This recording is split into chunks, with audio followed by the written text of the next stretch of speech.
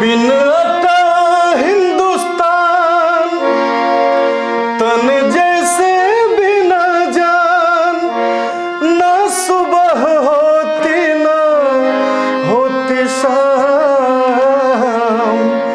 कुछ दिन रख कर अपने धाम में लौटा देना है मेरे राम। हर घर में श्री राम की कहानी होनी चाहिए हो। हर घर में श्री राम की कहानी होनी चाहिए।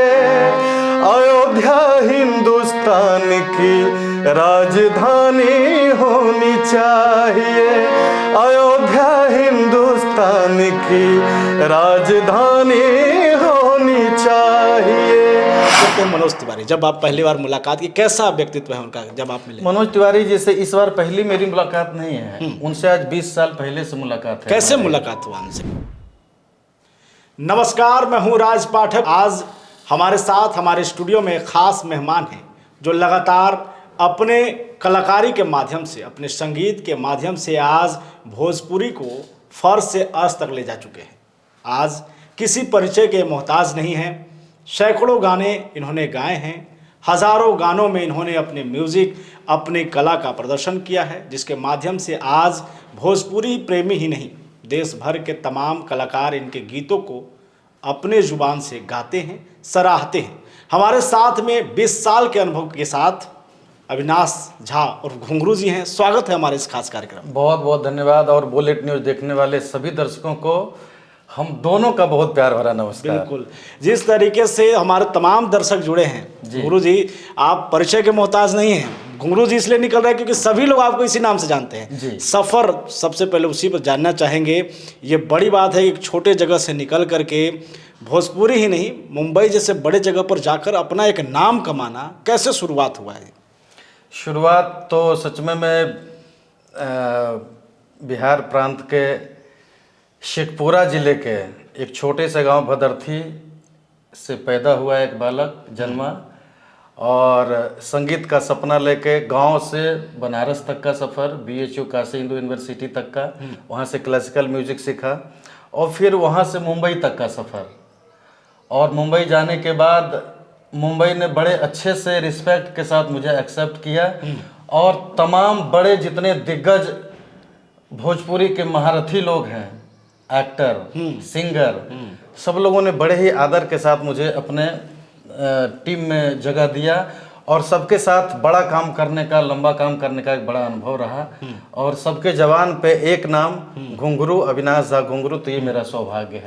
बिल्कुल, सौभाग्य उन लोगों का भी है। आपने जो गाने दिए हैं, बम बम बोल रहा है काशी, लौटा देना है मेरे राम, ये गाना जब हमारे पूर्व प्रधानमंत्री यहाँ से जाते हैं इस दुनिया को छोड़कर, उसके बाद पवन सिंह की आवाज़ में आपके म्यूज़िक का जो ये गाना आता है, लोग झूमने पर मजबूर हो जाते हैं, और एक जो उनके दिल में आता है, चाहेंगे कि कुछ जरूर दर्शक। जरूर। आपने बात किया बम बम बोल रहा है काशी की, तो मैं काफ़ी साल पहले इस गाने को, हमारे गुरु भाई हैं नीरज सिंह, और बहुत उस समय डिजिटल मीडिया बहुत हावी नहीं थी, सोशल मीडिया, तो उस दौरान जब ऑडियो का टाइम, ऑडियो आपने देखा होगा कि ऑडियो कैसेट चलता था, और ऑडियो कैसेट में 8 गाने हुआ करते थे, तो उस दौरान एल्बम के दौरान मैंने इसको बनाया था।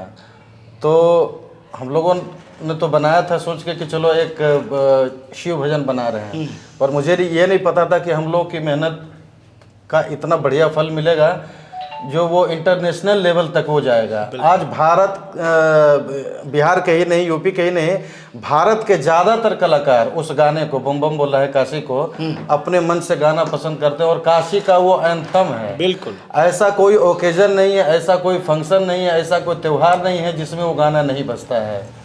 तो वो भी मैं आपको सुनाऊंगा। आपने बोला है कि लौटा देना ए मेरे राम। बिल्कुल बिल्कुल। तो अटल जी की पुण्यतिथि पर हम लोगों ने उनको बतौर श्रद्धांजलि बनाया था मैंने उसको, और पवन जी ने गाया था, तो 2 लाइन में उसको गाता हूँ।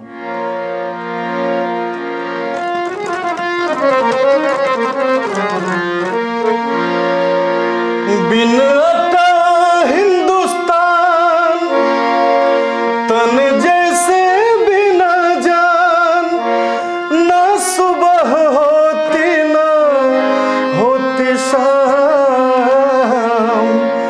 कुछ दिन रख कर अपने धाम में लौटा देना है मेरे राम।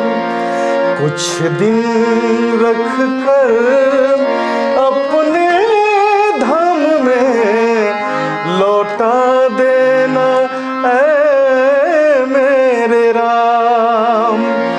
बिन अटल हिंदुस्तान। क्या बात है, क्या बात है। बहुत सुंदर गुरु जी। और सवाल देखिए लगातार आएंगे जी। क्योंकि आपके साथ जो है लोग जुड़ रहे हैं। हाँ, और जब बिल्कुल। जुड़ रहे हैं तो उनके मन में जो इच्छा है, अभी आपकी जो गीत सामने आए कि अयोध्या हिंदुस्तान की राजधानी होनी चाहिए जी। ये कहाँ से सोचा आपने? जब क्या राम मंदिर बन गया था उसके बाद ये दिमाग में आया, इससे पहले आप चाह रहे थे? क्यों क्यों ऐसा सोच रहे हैं आप कि देश की राजधानी अयोध्या होनी चाहिए? सच में होनी ही चाहिए, क्योंकि 2024 22 जनवरी को आदरणीय प्रधानमंत्री जी के कुशल नेतृत्व में रामलला का प्राण प्रतिष्ठान संपन्न हुआ है। सारे सनातनियों का मान बढ़ गया, सारे राम भक्तों का सम्मान बढ़ गया, भारत का झंडा विश्व में बुलंद हो गया। बिल्कुल। लेकिन कुछ सम्मान अभी बाकी है, जो इस वीडियो के माध्यम से मैं आदरणीय प्रधानमंत्री जी से भी निहोरा करना चाहता हूं और उत्तर प्रदेश के मुख्यमंत्री योगी बाबा जी से भी आग्रह करना चाहता हूं कि आप तक ये मेरा वीडियो पहुंचता है तो ज़रूर इस बात का ध्यान रखा जाए जो मैंने इस गाने में गाया है। और रामलला के आने पे राम राज्य की स्थापना हो चुकी है। ये पूरा भारत ही नहीं, पूरा विश्व कह रहा है डंके की चोट पे। तो राम राज्य की जब स्थापना हो चुकी तो हमारे राजा राम तो हैं ही। मैंने गाया है कि अवध के राजा राम, और जहाँ के राजा राम है वहाँ तो राजधानी होना ही चाहिए। क्या बात। तो ये हमारी सोच नहीं है, इसको सोचने वाले एक बहुत ही अच्छे महान राइटर, मेरे बड़े ही प्रिय, और वो किसी परिचय के मोहताज नहीं है, मेरे भाई मनोज मतलबी जी, उन्होंने लिखा है। और आपको मैं बताऊं राज भाई कि इस गाने की लाइन जो मैंने गाया, मेरे गाने के बाद देश के जितने भी बड़े धर्म गुरु हैं, सनातन को प्रेम करने वाले लोग हैं, जो हिंदू को मानने वाले लोग हैं, आज अपने बड़े बड़े मंच से हमारे इस गाने की लाइन को दोहरा रहे हैं कि ऐसा होना चाहिए। तो वो गाना ये है। और इस गाने को सच में मेरे रामलला जब अवध में पधारे तो उन्होंने सोचा और मैंने गाया, और लोगों का बहुत प्यार मिल रहा है, आप सबों का बहुत आशीर्वाद मिल रहा है। और इस वीडियो को ज़्यादा से ज़्यादा आप लोग शेयर करिएगा ताकि ये आवाज़ मोदी जी तक पहुँचे, ये वीडियो उन तक पहुँचे। बिल्कुल बिल्कुल। तो सुनाते हैं। हर घर में श्री राम की कहानी होनी चाहिए हो, हर घर में श्री राम की कहानी होनी चाहिए। अयोध्या हिंदुस्तान की राजधानी होनी चाहिए। अयोध्या हिंदुस्तान की राजधानी होनी चाहिए। श्री राम जय राम, श्री राम जय जय राम, श्री राम जय राम, श्री राम जय जय राम। गाय हमारी राष्ट्रीय माता, इसका जल्द ऐलान करो। अभी आपने देखा होगा कि आदरणीय मोदी जी गौ माता को कुछ चारा खिलाते हुए उनका वीडियो बहुत ज़्यादा वायरल हो रहा था। तो उसी पर उन्होंने लिखा है कि गाय हमारी राष्ट्रीय माता, इसका जल्द ऐलान करो। रामायण हो ग्रंथ देश का, मिलजुल कर सम्मान करो। क्यों? ना धर्म का बंधन, ना जाति की बात करो, मेरे राम सबके हैं, मिलजुल कर सम्मान करो। हर कुर्सी पे श्री राम की निशानी होनी चाहिए हो, हर कुर्सी पे श्री राम की निशानी होनी चाहिए। और आप भी गा दीजिए मेरे साथ एक लाइन। बिल्कुल। और आप लोग भी गाइए, आप लोग जो देख रहे हैं। अयोध्या हिंदुस्तान की राजधानी होनी चाहिए। क्या बात है, अयोध्या हिंदुस्तान की राजधानी होनी चाहिए। क्या बात है, क्या बात है। सनातन पे बात निकली है तो फिर हम उस बात को कैसे भूल जाएं कि अविनाश झा घुंघरू वहाँ भी पहुँचते हैं, जो अभी लगातार पूरे देश भर में चर्चित हैं, सनातन धर्म को आगे बढ़ा रहे हैं, बागेश्वर धाम सरकार। बिल्कुल। अब वहाँ पहुँचे, सवाल लोग ये जानना चाहते हैं कि लोग कहते हैं कि वो चमत्कारिक हैं, कुछ उनके पास है कि वो जो उनके पास जाता है बिना कुछ कहे उसके बारे में बता देते हैं। आप तो नज़दीक गए, मिले, क्या है, क्या शक्ति है उनके पास? ये उनकी ही कृपा है। और अभी मैं वहाँ पे उस मंच पे गया था। ये मेरा सौभाग्य है कि मैं उतने बड़े मंच पे, जहाँ पे देश के दिग्गज धुरंधर कलाकार, सोनू निगम, ये आपके कीर्तिदान गदवी, खेसारी जी का, अक्षरा जी का, बिल्कुल, मनोज तिवारी भैया का, मेरे बड़े भैया सांसद महोदय, तो इतने लोग, और साध्वी रितंबरा जी दीदी, बड़े बड़े धर्म गुरु जिस मंच पे विराजमान हो, बिल्कुल, तो वो कोई साधारण मंच नहीं होगा और वो कोई जगह भी साधारण नहीं होगी। आपने बात किया है बागेश्वर धाम सरकार का, बिल्कुल, तो सच में बागेश्वर बालाजी की साक्षात प्रतिमूर्ति हैं गुरु जी। मैं बड़े आदर के साथ उनका नाम लेना चाहता हूं, पंडित धीरेन्द्र कृष्ण शास्त्री जी को। और ये बगैर उनकी प्रेरणा के, और प्रेरक रघुवंश मणि, जब तक उनकी इच्छा नहीं होती है तब तक इंसान कुछ बढ़िया नहीं सोच पाता है। हम जो कुछ भी कर पाते हैं वो ईश्वर की कृपा ही होती है। तो ये मेरा सौभाग्य और उनकी कृपा, जो उन्होंने अपने मंच पे मुझे बुलाया और कुछ बोलने, गाने, गुनगुनाने का अवसर दिया। और जहाँ तक बात रही चमत्कार की, तो चमत्कारी तो हैं, ये मैं डंके की चोट पे कह सकता हूँ। जिस तरह से उनके आने से सनातन की जड़ें मजबूत हो रही हैं और सनातन का झंडा पूरे विश्व में बुलंद हो रहा है, उसके वो मेन सूत्रधार हैं। आज सनातन के सबसे बड़े हीरो हैं, ये मैं डंके की चोट पे कह सकता हूँ। और चमत्कार तो मैं सामने से देखा हूँ उनका। और जिनको उनके चमत्कार पे कोई डाउट है तो एक बार उस धाम पे जाके नारियल बांध के अपनी बात मन में रख के बोले, शायद पूरा हो जाए। उन पर मैंने गाना गाया है और हमारे गाने की लाइन में ही उनकी सारी बातें लिखी हुई है, तो मैं सुनाता हूँ। बिल्कुल, बिल्कुल। पूरी होती है सबकी मुरादें सभी हो, पूरी होती है मन की मुरादें सभी, बागेश्वर बालाजी दिव्य दरबार में। क्या बात है, पूरी होती है मन की मुरादें सभी, बागेश्वर बालाजी दिव्य दरबार में। धाम ऐसा मिलेगा न दूजा कोई, ढूंढने से कहीं भैया संसार में। और सोच कर जो भी मन में है जाता वहाँ, पर्चे पे लिखा वैसा पाता यहाँ। हम आप जो सोच के जाते हैं बाबा जी पहले ही लिख के बैठे हुए रहते हैं। बिल्कुल, बिल्कुल। ये है वहाँ की महिमा। वहाँ कोई न जाति धर्म, जाके मिट जाते हैं सारे मन के भरम।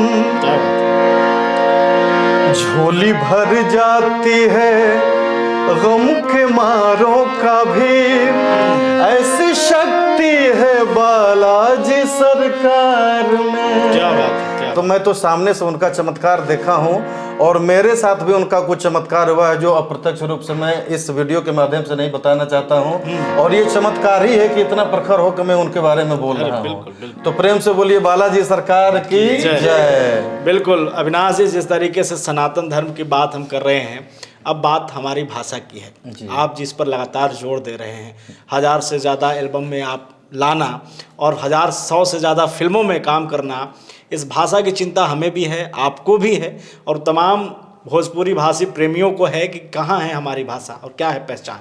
बात पहले सरकार पे करते हैं। बिहार सरकार और यूपी सरकार की चर्चा है जहाँ पर भाषा बोली जाती है। क्या लग रहा है आपको, सरकार के तरफ से हमारी भाषा को बचाने के लिए, उसको प्रोत्साहित करने के लिए क्या कुछ प्रयास किया जा रहा है और किसका प्रयास अभी ज़्यादा कारगर है? भोजपुरी भाषा देखिए इतनी समृद्ध भाषा है जिसमें बिहार और यूपी की तुलना करना तो ठीक नहीं होगा। बिहार से भी बहुत बड़े बड़े दिग्गज कलाकार निकल के और आज बॉलीवुड हॉलीवुड में अपने कला का प्रदर्शन कर रहे हैं। उत्तर प्रदेश से भी बड़े अच्छे अच्छे कलाकार सिनेमा में हैं, गायन में हैं, गायकी के क्षेत्र में बहुत आगे हैं। तो जिस तरह से हमारे भोजपुरी के बड़े बड़े स्टार्स लोग आज भोजपुरी को शिखर तक पहुंचाने में बड़ा योगदान दिए हैं, जिसमें रवि किशन जी हैं, मनोज तिवारी जी हैं। मनोज तिवारी जी के आने से ही भोजपुरी का दूसरा दौर शुरू हुआ, मैं आपको बताना चाहता हूँ। इनके आने के 10 साल पहले भोजपुरी एक तरीके से सिनेमा खत्म हो चुका था, लेकिन आज भी मैं अगर भोजपुरी में इतना फिल्म का संगीत निर्देशन किया और इतने सारे एल्बम का गाना बनाया तो कहीं न कहीं से उसका श्रेय मनोज तिवारी भैया को जाता है। तो हर दिन एक नया प्रयास हो रहा है कि भोजपुरी को ऊंचे लेवल पे लेके जाया जाए। और आज मैं आपको बताना चाहता हूं कि जितना भी रीजनल लैंग्वेज है, 2 ही ऐसी भाषा है जो इंटरनेशनल लेवल पे शिखर पर है, शीर्षासन पर है, पंजाबी और भोजपुरी। हमारे भोजपुरी में इतने बड़े बड़े गाने हैं जिस पर बॉलीवुड के बड़े बड़े एक्टर लोग अपने मन से डांस शेयर करते हैं उस पर। तो ये मेरे लिए गर्व की बात है जी। नहीं, सवाल तो यही है ना कि आखिरकार सरकार जैसे जिस तरीके से बात करें टैक्स फ्री करने की, अभी अधिकतर फिल्में जो हैं यूपी में बन रही हैं, आप जान रहे हैं। बिहार में भी इस तरीके का प्रयास होना चाहिए था। बिल्कुल प्रयास जारी है। अभी हमारे भोजपुरी के एक बहुत ही बड़े राइटर विनय बिहारी जी, जो काफ़ी फिल्मों में उन्होंने गाना भी लिखा है, तो उनसे अभी पिछले दिनों हमारी बातचीत चल रही थी तो वो बता रहे थे कि हम लोग कला को लेके, कलाकारों को लेके और खासकर भोजपुरी भाषी कलाकारों को लेके मेरा एक बहुत बड़ा प्रयास है और उसमें हम लोगों का बहुत बड़ा साथ है। जितने भी भोजपुरी के समाज के बड़े स्टार कलाकार हैं, सब लोग इस प्रयास में लगे हुए हैं कि बिहार में भोजपुरी की एक इंडस्ट्री हो, यहाँ फिल्म सिटी बने और ये बात हम लोगों के द्वारा सरकार तक पहुँचे, सरकार उस पर सही निर्णय लें और कलाकारों का, एक्टरों का, हीरो का, सबका हौसला वर्धन करें ताकि हम लोग का और विस्तार हो। बिल्कुल। इस बीच सवाल ये करते हैं कि अभी आप देख रहे होंगे, आप तो 1000 से ज़्यादा एल्बम कर रहे हैं, ये तो आंकड़ा बता रहा है किस तरीके से आपके साथ कलाकार जुड़े। सवाल ये है कि अब जो नए युवा आ रहे हैं, डिजिटल युग का ज़माना है गुरु जी, सवाल ये है कि अब जो भी नए कलाकारों की इच्छा हो रही है कि मैं गा सकता हूँ, आप लोगों के पास आते हैं, आप लोगों के सानिध्य में आते हैं, या फिर बिना आपके सानिध्य में आए कुछ ऐसे भी हैं जो तरह तरह के गीत निकाल देते हैं, वैसे लोगों को क्या देना चाहेंगे, क्या कहना चाहेंगे? तालीम लेनी चाहिए या किस तरीके से आगे बढ़ना होगा? बिल्कुल, देखिए सफलता का कोई शॉर्टकट नहीं होता है और जो कलाकार आज अपनी गायकी के क्षेत्र में आगे बढ़ना चाहते हैं और कुछ भी गा के हिट होके आगे बढ़ना चाहते हैं, तो आपका कुछ भी गाना आपके करियर को निर्धारित करता है कि आपका करियर किस दिशा में जा रहा है, आप क्या वर्क बनाना चाहते हैं, आप अपना श्रोता कैसा बनाना चाहते हैं। और ऐसा नहीं कि ये भोजपुरी में ही है, एक लोगों की गलत भ्रांति है कि भोजपुरी में अश्लीलता, ऐसा कुछ नहीं है। आप हिंदी गाने निकाल के देखो, उसमें एक से एक अश्लील गाने, अश्लील वीडियो हैं। हमारी भोजपुरी तो इतनी समृद्ध है, जहाँ पे भिखारी ठाकुर जैसे, शेक्सपियर भोजपुरी के इतने बड़े बड़े लोग, पांडे नगीना जी जैसे, तारकेश्वर मिश्र राही जैसे लोग, प्रोफेसर लक्ष्मण बागी ओझा जी जैसे लोग, जो कि भोजपुरी के शीर्षासन पर बैठे हुए हैं और अच्छी लेखनी। भोजपुरी गीत संगीत में गीत का यानी कि शब्द का बहुत बड़ा योगदान है। देखिए संगीत तो निशब्द है, जब उस पर शब्द पढ़ते हैं तो उसमें जान आ जाता है और तब वो एक गाना का रूप ले लेता है। तो मैं अपने आज के साथी कलाकार से, खास करके नवयुवा कलाकार से आग्रह करना चाहता हूं और आपको अपना अनुभव भी साझा करना चाहता हूं कि किसी भी फील्ड में सफलता का कोई वैसा शॉर्टकट नहीं होता है। आप मेहनत करिए, लेकिन सही दिशा में मेहनत करिए और अच्छा वर्क बनाइए, अच्छे गाने गाइए। अच्छे गाने की लाइफ बहुत लंबे टाइम तक होती है और थोड़े डबल मीनिंग के गाने हिट तो जरूर हो जाएंगे, देखेंगे लोग, सुनेंगे लोग, लेकिन भी बहुत ज़्यादा जाएंगे। लेकिन आज एक बहुत बड़ा प्रमाण मैं आपको बता रहा हूं कि भरत शर्मा जी ने कभी भी अश्लीलता को बढ़ावा नहीं दिया। बिल्कुल। और आज वो संगीत नाटक अकादमी पुरस्कार से सम्मानित हुए, जो भोजपुरी के लिए गौरव का विषय है। बिल्कुल, बिल्कुल। तो उस दिशा में अपने आप को लेके जाइए, अच्छे अच्छे गीत गाइए, अच्छा संगीत बनाइए, देश दुनिया में नाम करिए। अब चलिए, इतने बड़े आप संगीतकार हैं, लोग देख रहे थे, सुन रहे थे, अब कुछ सवाल ले लेंगे। कुछ जो कलाकार हैं, भोजपुरी के स्टार हैं, उनसे रिलेटेड आप तो सबसे मिल रहे हैं। हाँ, सबको जान रहे हैं अच्छे से। बिल्कुल। वो बस छोटे से मतलब परिचय के रूप में उनसे कैसा संबंध रहा, कैसा व्यवहार है उनका। बात करते हैं मनोज तिवारी। जब आप पहली बार मुलाकात की, कैसा व्यक्तित्व है उनका जब आप मिले? मनोज तिवारी जी से इस बार पहली मेरी मुलाकात नहीं है, उनसे आज 20 साल पहले से मुलाकात है। कैसे मुलाकात हुआ उनसे, क्या? देखिए, मैं बनारस में रहा करता था, उस दौरान संगीत सीखा करता था, आज भी सीख रहा हूँ। तो उस दौरान उनका एल्बम बड़ा हिट किया था, आपने सुना होगा, बाड़ी शेर पर सवार। उनका देवी गीत से मनोज भैया जाने जाते हैं। फिर उनका बहुत सारा गाना हिट हुआ और उसी दौरान संगीत देने के क्रम में, उस दौरान भी मैंने उनके एल्बम में म्यूजिक दिया है। तो तब से मेरा उनसे बहुत अच्छा परिचय है और उनके साथ का बहुत ही मीठा अनुभव रहा है मेरा।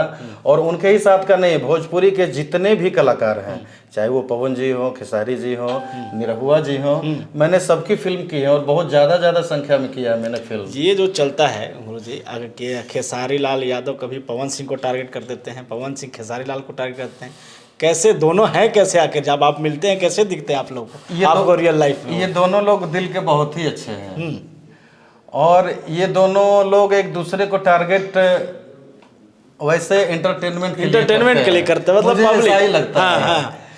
और मेरा इन दोनों लोगों से, बाकी सभी लोगों से बहुत ही अच्छा प्यार मोहब्बत है। मुझे सारे लोग बहुत प्रेम करते हैं और आज भी वही सम्मान बरकरार है। मैंने खेसारी जी के साथ बहुत सारी फिल्में की हैं, पवन जी के साथ बहुत सारी फिल्में की हैं। तो वो लोग आपस में बतौर इंटरटेनमेंट, वो इंटरटेनमेंट इसलिए करते हैं कि हम लोग उसको ज़्यादातर देखें, बाकी उसमें कोई वो नहीं है, मतलब दोनों दोस्त हैं एकदम पक्का। चलिए, इस पर एक सवाल ये लेते हैं कि जिस तरीके से आप लगातार मुंबई में रहें, बड़े कलाकार रहें, कभी उन्होंने नहीं कहा कि कहाँ हैं, आइए फिर से उसी तरीके से काम किया जाए, उसी तेवर के साथ, और फिर से एक नया सफर? भोजपुरी का क्या सफर देख रहे हैं आप? और भोजपुरी उन लोगों के लिए सपना होगा जो भोजपुरी को करीब से नहीं महसूस किया होगा। मेरे लिए तो भोजपुरी एकदम जीवंत है। और जहाँ तक मेरी बात है, आज तो सोशल मीडिया का ज़माना है, हिंदुस्तान के किसी भी कोने से अपना बेस्ट परफॉर्मेंस दीजिए और देश दुनिया में नाम करिए। बिल्कुल बिल्कुल। तो थोड़ा जगह की दूरी भले है, लेकिन मन और दिल की दूरी नहीं है। जो जहाँ पे है उनका, मेरे पास कुछ भी गीत संगीत बनाने का आता है तो मैं सहर्ष स्वीकार करते हुए और उनको अपना 100% देते हुए अच्छे गाने से अच्छे संगीत बना के उनको भेजता रहता हूँ। चलिए, बहुत धन्यवाद। सवाल यही मेरे पास जो था वो आपसे मैंने पूछ लिया। जाते जाते बस दर्शकों के लिए जो आपका कुछ फेवरेट जो आपने बनाया, जाते जाते दर्शकों से मैं ये कहना चाहूँगा कि जो लोग भी इस वीडियो के माध्यम से मुझे देख रहे हैं, आप लोग ज़्यादा से ज़्यादा इस वीडियो को दूर तक फैलाइए। और फिर से लास्ट में वो मैं ज़रूर बोलूँगा कि जो मैंने गाया था कि रग रग में राम राज्य की रवानी होनी चाहिए, अयोध्या हिंदुस्तान की राजधानी होनी चाहिए, हर कुर्सी पे श्री राम की कहानी होनी चाहिए, अयोध्या हिंदुस्तान की राजधानी होनी चाहिए, हर घर में राम की कहानी होनी चाहिए, अयोध्या हिंदुस्तान की राजधानी होनी चाहिए। इस वीडियो को ज़्यादा से ज़्यादा शेयर करिएगा और अपना प्यार, आशीर्वाद, दुलार मेरे ऊपर, इस चैनल के ऊपर और मेरे भाई राज जी के ऊपर हमेशा बनाए रखिएगा। बहुत बहुत धन्यवाद। चलिए, बहुत धन्यवाद हमारे साथ जुड़ने के लिए। तो हमारे साथ में अविनाश झा घुंगरू जी थे, लगातार इनसे चर्चा हो रहा था किस तरीके से सनातन धर्म को लेकर के इन्होंने अपने गीतों के माध्यम से लोगों को जगाने की कोशिश की है। अयोध्या जो देश की राजधानी होनी चाहिए, इनके विचार जिस तरीके से आज देश भर में गूंज रहे हैं, तमाम चीज़ों पर बात की। अभी हाल ही में बागेश्वर धाम सरकार के बीच गए और वहाँ पर उन्होंने क्या कुछ अनुभव किया, इसकी भी बात आप तक पहुँचाई। खास करके भोजपुरी भाषा को किस तरीके से बढ़ाया जा सकता है, उस पर किस तरीके से काम किया जा रहा है, इस पर भी हम लोगों ने चर्चा किया। फिलहाल इतना ही, बने रहिए हमारे साथ।